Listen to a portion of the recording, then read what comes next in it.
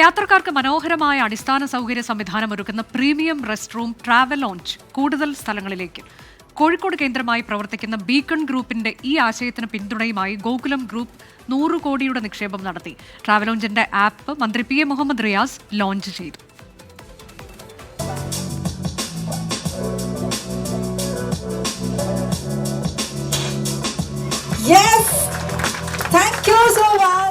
സഞ്ചാരികൾ വിദേശ മാതൃകയിൽ കേരളത്തിൽ സ്വപ്നം കണ്ട പദ്ധതി നാടാകെ എത്തുകയാണ്.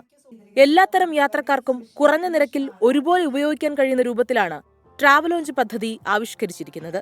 ദീർഘദൂര യാത്രക്കാർക്ക് ശുചിമുറി സൗകര്യത്തിനും വിശ്രമത്തിനും വിമാനത്താവളങ്ങളിലെ ലോഞ്ചുകളെ ഓർമ്മിപ്പിക്കുന്നതാണ് ട്രാവൽ ലോഞ്ച്. യാത്രക്കാർക്ക് അനിവാര്യമായ പദ്ധതിയാണ് ട്രാവൽ ലോഞ്ച് എന്ന് ആപ്പ് ഉദ്ഘാടനം ചെയ്ത ടൂറിസം മന്ത്രി പി എ മുഹമ്മദ് റിയാസ് പറഞ്ഞു. പദ്ധതി വലിയ വിജയമാകുമെന്നും മന്ത്രി. ടൂറിസം ഹോസ്പിറ്റാലിറ്റി സെക്ടറുകളിൽ പുതിയ സാധ്യത തുറന്നിട്ട ഒരു സംരംഭമാണ്. കേരളത്തിന് ആവശ്യമായ ഒരു കാര്യമാണ്.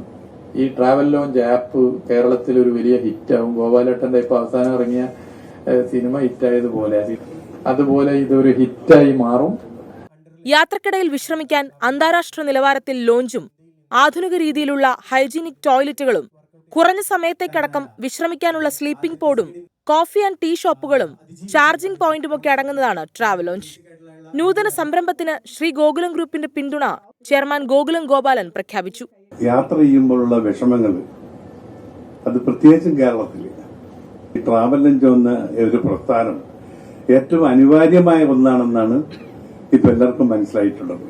ചലച്ചിത്ര താരം മമത മോഹൻദാസ് പദ്ധതിയുടെ ഭാഗമാണ്.